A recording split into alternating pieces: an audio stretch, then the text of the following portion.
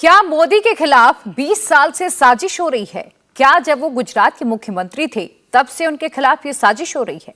लेकिन मोदी ने इन सभी चुनौतियों का सामना करते हुए जैसे गुजरात को डेवलप किया, क्या अब वो उसी गुजरात मॉडल के हिसाब से देश के बाकी राज्यों में काम भी कर रहे हैं? कल से प्रधानमंत्री मोदी गुजरात में हैं और अभी भी पीएम मोदी वडोदरा में हैं, जहां उन्होंने महिला आरक्षण की बात की। इससे पहले आज सुबह अहमदाबाद में प्रधानमंत्री मोदी ने कहा कि उनके खिलाफ एजेंडा चलाया गया, लेकिन उन्होंने फिर भी गुजरात को खड़ा किया। गुजरात में मोदी ने वो मॉडल लागू किया जिसे देश गुजरात मॉडल के रूप में जानता है। गुजरात मॉडल विकास का मॉडल तो है ही, लेकिन इसके साथ ही एक राजनीतिक मॉडल भी है। तो क्या 2024 से नरेंद्र मोदी देश में भी राजनीति का ये गुजरात मॉडल लागू कर देंगे? पूरी रिपोर्ट देखिए आप।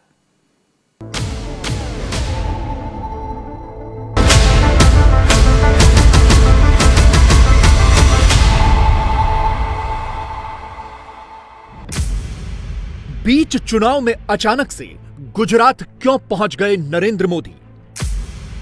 क्या अपने होम स्टेट जाकर कोई बहुत बड़ी रणनीति बनाएंगे मोदी? मोदी गुजरात में कौन सा होमवर्क करने गए हैं? क्या गुजरात से ही मोदी को मिलती है जीतने की शक्ति? क्या एमपी, छत्तीसगढ़ और राजस्थान में भी लागू होने जा रहा है जीत का गुजरात मॉडल? असल में बड़ी लड़ाई की शुरुआत से पहले जड़ों में लौटना पड़ता है।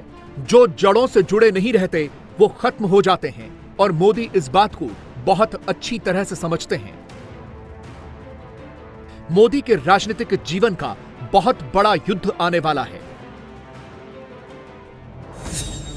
2023 में मध्य प्रदेश, छत्तीसगढ़ और राजस्थान जैसे बड़े राज्यों में विधानसभा चुनाव हैं और 2024 में लोकसभा चुनाव होने हैं।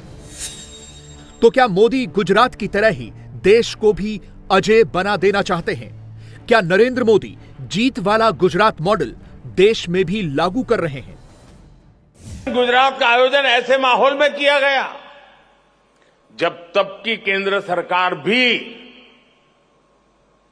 गुजरात के विकास को लेकर बेरुखी दिखाती थी।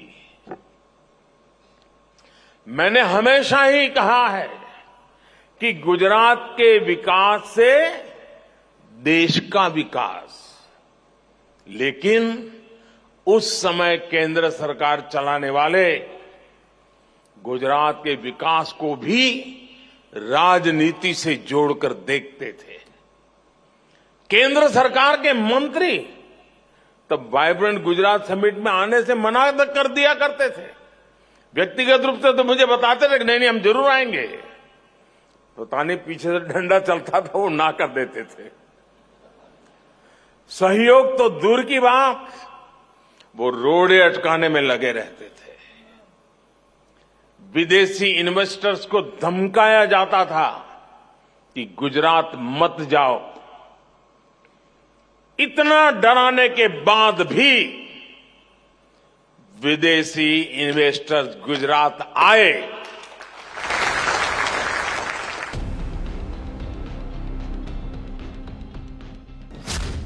लेकिन जिस गुजरात मॉडल से वो 4 बार गुजरात के मुख्यमंत्री बने, वो है क्या? जिस गुजरात मॉडल की वजह से मोदी लगातार 12 साल तक सीएम रहे, वो क्या है? जिस गुजरात मॉडल की वजह से मोदी देश के प्रधानमंत्री बने, वो है क्या? जिस गुजरात मॉडल की वजह से मोदी ने कोई चुनाव नहीं हारा, वो क्या है? यह समझने के लिए आपको करीब 22 साल पहले जाना होगा। साल 2001, जब नरेंद्र मोदी गुजरात के मुख्यमंत्री बने थे। आज के गुजरात और तब के गुजरात में बहुत फर्क था, और आज जो बीजेपी गुजरात में दिखती है उसमें और तब की बीजेपी में भी बहुत बड़ा फर्क था। तब नरेंद्र मोदी के लिए बहुत ही चैलेंजिंग सिचुएशन थी। 2001 में गुजरात भूकंप से तबाह था। 2002 में राज्य में दंगे हो चुके थे। राज्य में बीजेपी की स्थिति भी कमजोर थी, यानी मोदी को 3 फ्रंट पर एक साथ लड़ना था। मोदी के सामने सवाल यह था कि जो चल रहा है, जैसा चल रहा है, उसको वैसे ही चलते रहने दें या फिर उसमें बहुत बड़ा बदलाव करें, उसमें आमूल चूल परिवर्तन कर दें, सारी रवायतें तोड़ दें, ट्रेडिशनल पॉलिटिक्स छोड़कर एक नई तरह की राजनीति करें।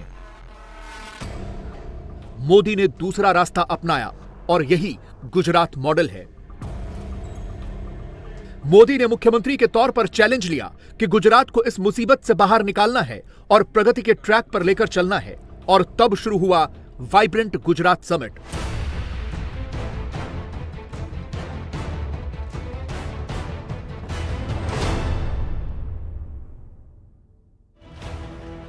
वाइब्रेंट गुजरात यानी गुजरात में निवेश के लिए इन्वेस्टर को बुलाना, एक ऐसा इवेंट जिसने गुजरात की पूरी इमेज ही बदल कर रख दी।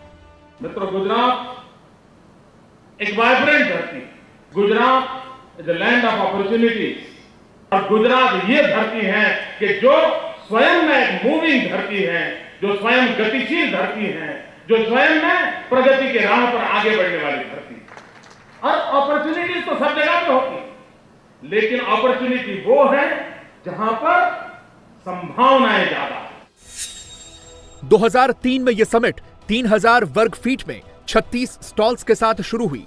पहली समिट में 125 विदेशी डेलीगेट्स और 200 राजनयिक आए, लेकिन धीरे धीरे करके इस समिट का दायरा बढ़ने लगा।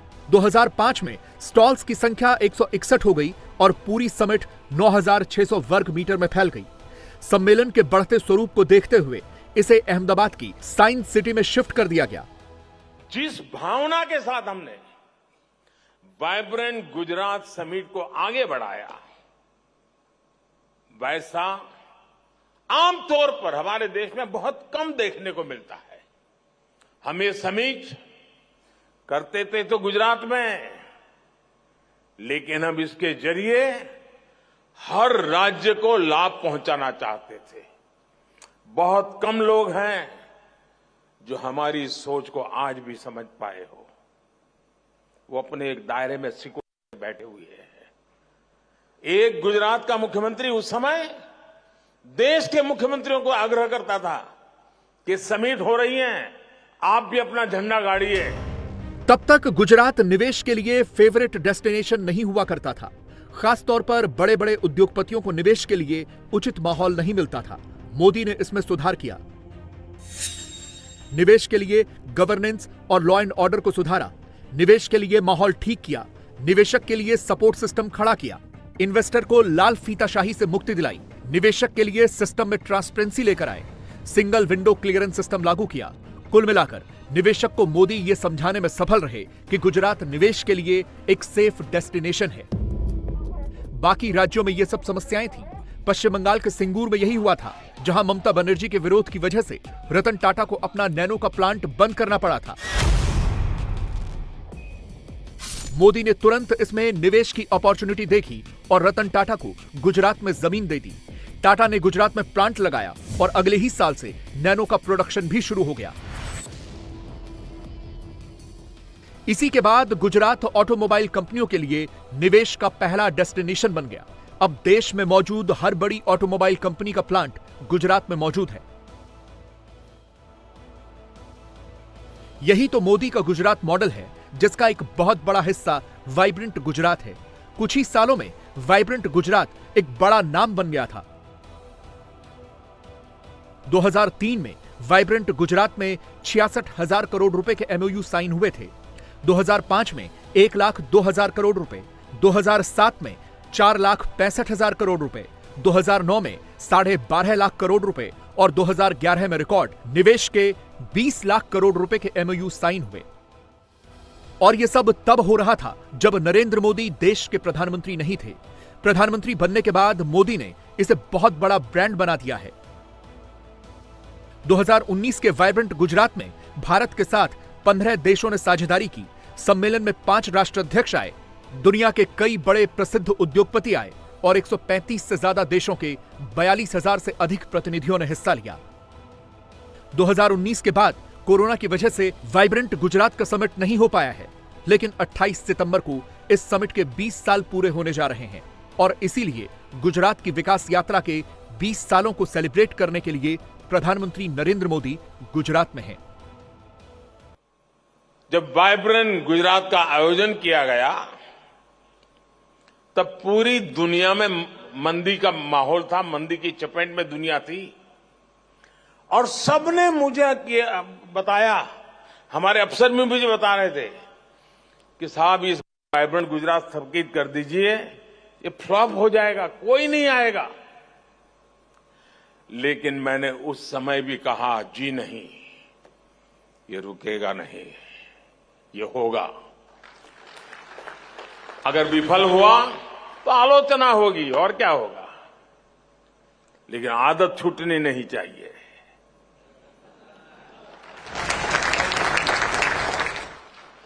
और तब भी वाइब्रेंट गुजरात समिट ने, पूरा विश्व मंदी के दौर में था, लेकिन 2009 के वाइब्रेंट समिट में सफलता का एक और नया अध्याय जुड़ गया। साथियों, वाइब्रेंट गुजरात की सफलता इसकी विकास यात्रा से भी समझी जा सकती है। 2003 में इस समिट से कुछ 100 पार्टिसिपेंट्स और डेलीगेट जुड़े थे। बहुत छोटा सा कार्यक्रम था। आज 40,000 से ज्यादा पार्टिसिपेंट्स और डेलीगेट्स इस समिट में हिस्सा लेने के लिए आना शुरू हुए हैं। इंडिया टीवी हर वक्त हर जगह डाउनलोड करने के लिए सर्च करें India TV news Google play store या ऐप स्टोर पर।